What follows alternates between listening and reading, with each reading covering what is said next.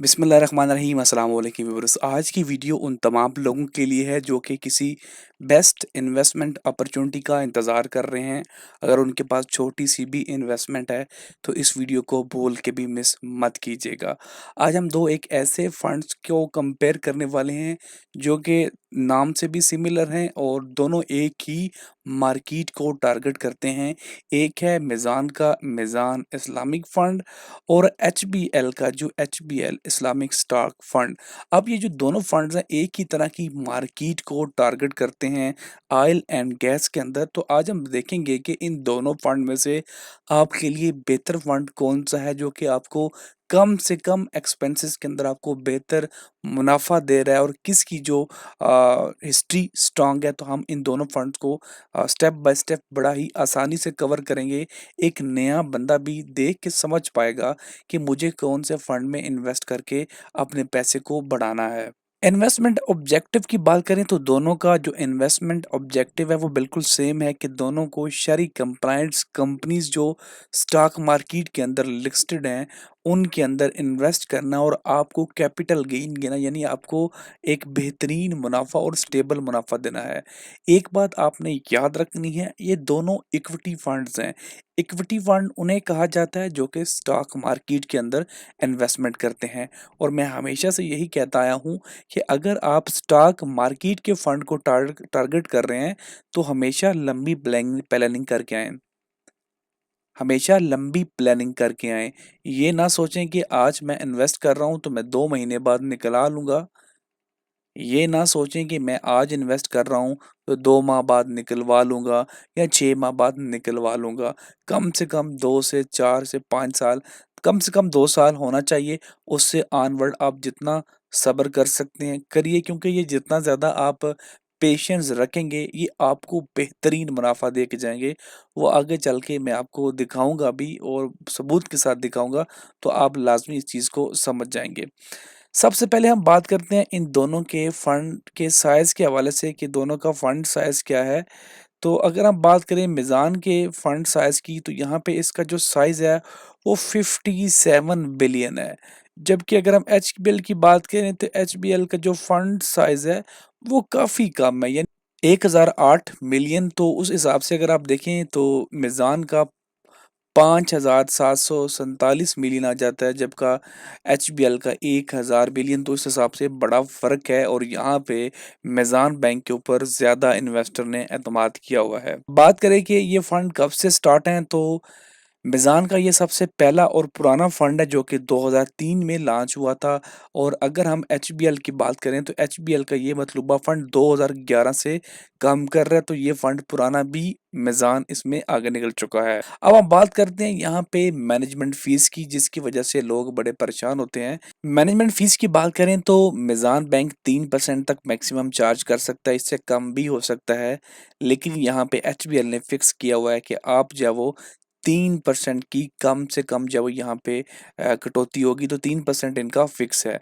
अब बात करते हैं फ्रंट एंड लोड की। फ्रंट एंड लोड वो होता है जब आप इस फंड के अंदर इन्वेस्ट करते हैं तो आपसे कुछ कटौती की जाती है, उसको फ्रंट एंड लोड कहा जाता है। तो मैं जो एचबीएल का इस्लामिक फंड है इसके अंदर आपको 2% की कटौती करवानी होती है, यानी 1 लाख पे 2,000 पे।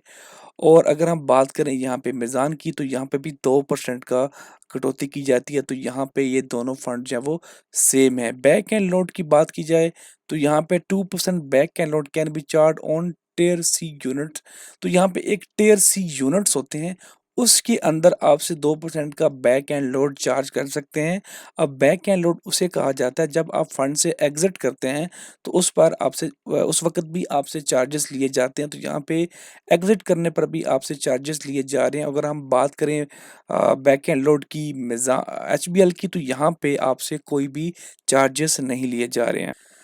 अगर हम बात करें सरमायाकारी की तो यहाँ पे इनकी जो 97% तकरीबन 98% की जो इन्वेस्टमेंट है वो स्टॉक मार्केट के अंदर है। सिर्फ 1 से 1.5% जो इन्होंने कैश के अंदर रखा हुआ है।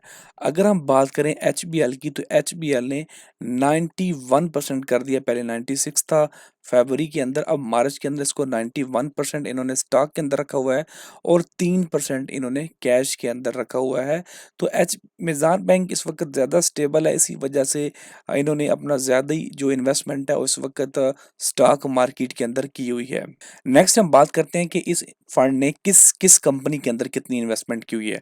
ऑयल एंड गैस के अंदर इसने 12% की हुई है, हब पावर के अंदर 9%, मैरी एनर्जी लिमिटेड के अंदर 8%, फौजी फर्टिलाइज़र के अंदर 8%, लकी सीमेंट, मीज़ान बैंक। तो इस तरह की इसने इन्वेस्टमेंट की हुई है। अगर हम यहाँ पे एचबीएल वाले फंड की बात करें तो यहाँ पे इसने ऑयल एंड गैस के अंदर 9%, पाकिस्तान पेट्रोलियम के अंदर 8%, Meezan bank, Attock refinery, Fauji fertiliser, Pakistan state oil company, system limited, Engro holding, Mari petroleum और सूझ नादन गैस, टोटल ही एचबीएल का जो है वो ऑयल एंड गैस के अंदर इसकी इन्वेस्टमेंट है। और अब आपको पता है कि इस वक्त ईरान और यूएसए की वार चल रही है, तो इसकी वजह से रिसेंटली ये जो फंड्स हैं वो बेहतर परफॉर्म नहीं करें, क्योंकि ऑयल की मार्केट इस वक्त बड़ी डाउन है। सरमायाकारों ने अपने पैसे यहाँ से निकाल लिए हैं, क्योंकि बड़ी इस वक्त गैर यकीनी सी सूरत हाल है। एक बयान आता है तो मार्केट ऊपर चली जाती है, और अगली दफ़ा कोई भी कंट्री बयान देता है तो मार्केट नीचे आ जाती है। तो इस वजह से इस गैर यकीनी सूरत हाल के अंदर जो इन्वेस्टर्स होते हैं वो अपने पैसे निकलवा लेते हैं, और इस वक्त मार्केट डाउन चल रही है। तो ये एक बेहतरीन टाइम है मेरे एतबार से इस वक्त इन्वेस्ट करना, और आगे जाके यहाँ पे ये आपको बेहतरीन इन्वेस्टमेंट जो है वो बेहतरीन मुनाफा दे सकती हैं। दूसरी बात, यहाँ पे ये एक हाई रिस्क फंड है। हाई रिस्क फंड से मुराद ये होता है कि यहाँ पे आपको ज़्यादा फ़ायदा भी हो सकता है और ज़्यादा नुकसान भी हो सकता है। अब मैं एचबीएल का फंड यहाँ पे ओपन कर रहा हूँ, और यहाँ पे इन्होंने मंथ वाइज मुनाफा भी बताया, जो कि बहुत ही कम बैंक बताते हैं। अगर हम अप्रैल 25 की बात करें तो यहाँ पे ये -9% गया, यानी 1 लाख पे महीने में 9,000 का नुकसान हुआ।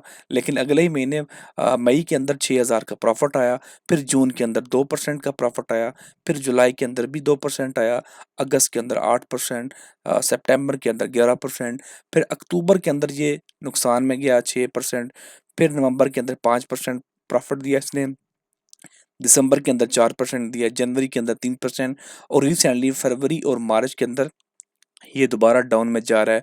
और इसकी वजह यही है कि इस वक्त जो ग्लोबल वर्ल्ड की जो सिचुएशन है उस वजह से ये क्राइसिस का शिकार है। लेकिन आने वाले दिनों के अंदर जैसे ही कोई ईरान और अमेरिका का मुआहदा हो जाता है, जो कि बड़ा हाईली एक्सपेक्टेड है कि जल्द हो जाएगा, तो यहाँ पे ये फंड बड़े जल्दी ग्रो करते आपको दिखाई देंगे। तो मेरे ख्याल में ये बेस्ट टाइम है यहाँ पे इन्वेस्टमेंट करने का। बाकी यहाँ पे रिटर्न्स की बात करें तो यहाँ पे सिंस इंस्पेक्शन यहाँ पे इन्वेस्टमेंट मौजूद है, कि अगर किसी बंदे ने 2011 से यहाँ पे इन्वेस्टमेंट की होती 1 लाख रुपए की, तो वो 444% का यहाँ पे इजाफा आपको दे चुकी होती, यानी कि तकरीबन 4.5 गुना आपका जो मुनाफा है वो बढ़ चुका होता। फॉर एग्जांपल, अगर आपने 2011 के अंदर 10 लाख की इन्वेस्टमेंट की होती इस फंड के अंदर, आज वो 45 लाख रुपए तक जा चुकी होती। अगर हम बात करें इस फाइनेंशियल ईयर के अंदर तकरीबन 4% का ये मुनाफा दे चुका है, और इस कैलेंडर ईयर के अंदर तकरीबन 17%। तो यहाँ पे आप देख भी सकते हैं ये इस कैलेंडर ईयर यानी कि सिर्फ इस साल के अंदर 17% का यहाँ पे नुकसान हो चुका है, और वो यहाँ पे आप अंदाज़ा भी लगा सकते हैं। 10 और 11 21 बनता है, और जनवरी के अंदर 3% का मुनाफा है, तो 21 में से 3 निकालें तो यहाँ पे 17% आपको इस साल सिर्फ जनवरी से लेके अभी नुकसान हो चुका है। लेकिन अगर आप ओवरऑल फाइनेंशियल ईयर का हिसाब लगाते हैं तो यहाँ पे 4% का आपको मुनाफा होता है। पिछले 1 साल के अंदर यहाँ पे आपको 3% 4% का मुनाफा है। पिछले 3 साल का अगर आप मिला के देखें तो 184% का मुनाफा है, और पिछले 5 साल का आपको 85% का मुनाफा है। तो यानी कि लॉन्ग टर्म पे ये फंड बड़ा बेहतरीन परफॉर्म करते हैं।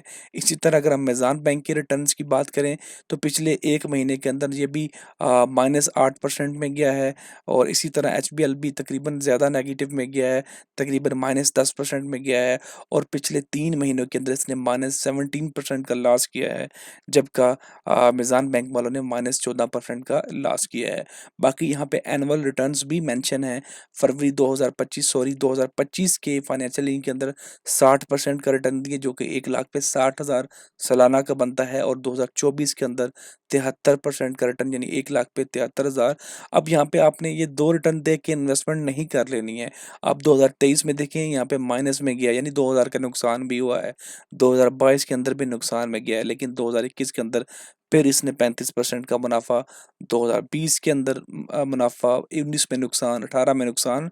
तो यहाँ पे वही लोग आए जो ज़्यादा रिस्क ले सकते हैं और लॉन्ग टर्म की इन्वेस्टमेंट करना चाहते हैं, उनके लिए ये फंड बड़ा बेहतरीन परफॉर्म करते हैं। अगर आपने इन फंड के अंदर इन्वेस्टमेंट करनी है, मीज़ान के अंदर करनी है, तो मीज़ान के अकाउंट क्रिएट करने का लिंक मैं डिस्क्रिप्शन में ऐड कर दूंगा। आप जाके अकाउंट क्रिएट करें मीज़ान म्यूचुअल फंड का, और आप यहाँ पे इन्वेस्ट कर सकते हैं। और अगर आप एचपीएल के अंदर करना चाहते हो तो एचपीएल का को भी आपको स्टॉक मार्केट का अकाउंट ओपन करना होगा, सॉरी म्यूचुअल फंड का अकाउंट ओपन करना होगा, और फिर आप एचबीएल के म्यूचुअल फंड्स के अंदर भी इन्वेस्टमेंट कर सकते हैं। आपका कोई भी सवाल हो नीचे कमेंट सेक्शन में ज़रूर पूछिएगा। उम्मीद करता हूँ आपको वीडियो अच्छी लगेगी। लाइक और शेयर करना मत भूलिएगा। शुक्रिया।